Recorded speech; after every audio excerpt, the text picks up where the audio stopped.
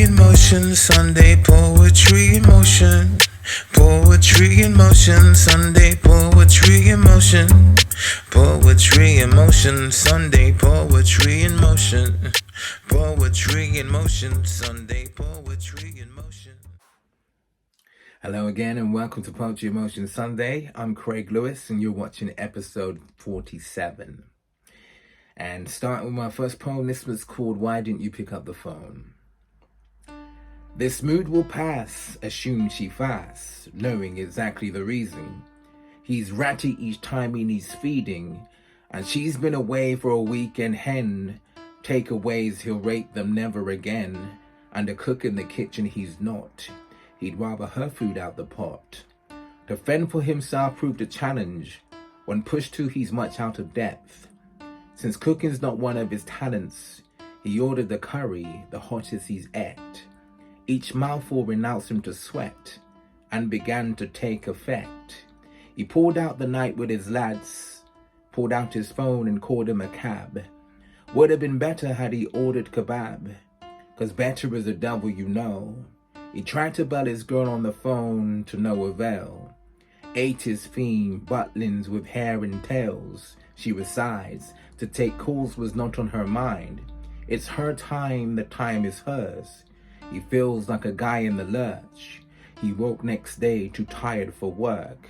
Called in sick like a schoolboy skiving. Under his duvet he spent the day hiding till the missus came home. And the first thing he said, "Why didn't you pick up your phone?" And moving on to my second poem, this one is called Until We Find Our Favorite Spot.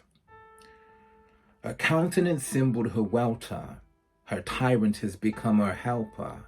She's helping her pick up her books. Before she was mocking her looks.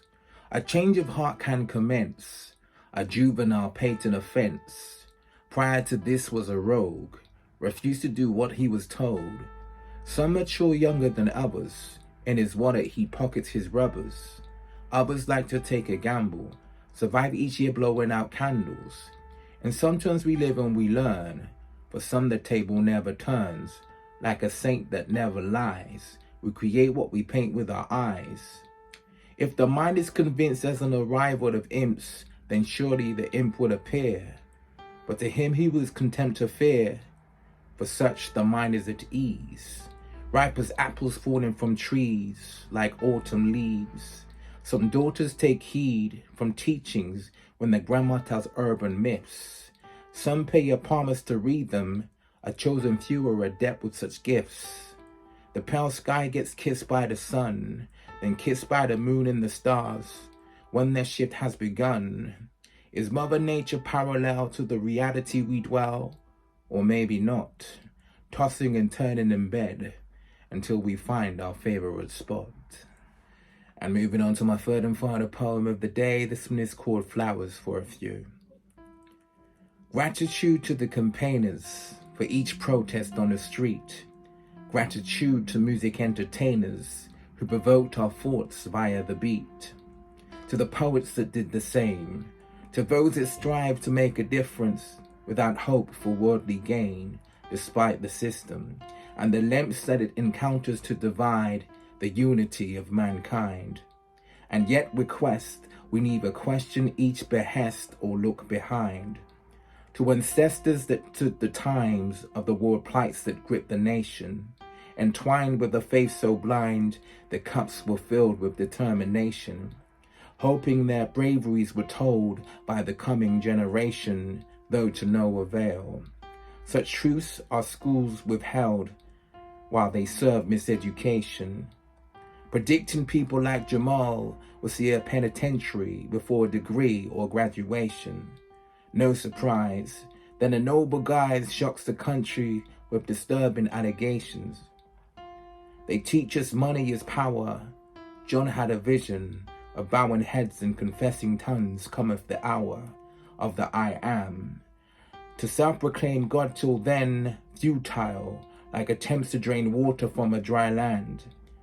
Like a fraudster tries to scam, everybody has a motive, but towards a greater cause, there's only few devoted. And there you have it. your poetry fix from me for this week. Until next week, short and sweet. Take care.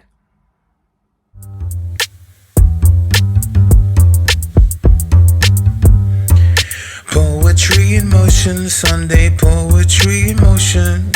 Poetry in motion, Sunday poetry in motion. Poetry in motion, Sunday.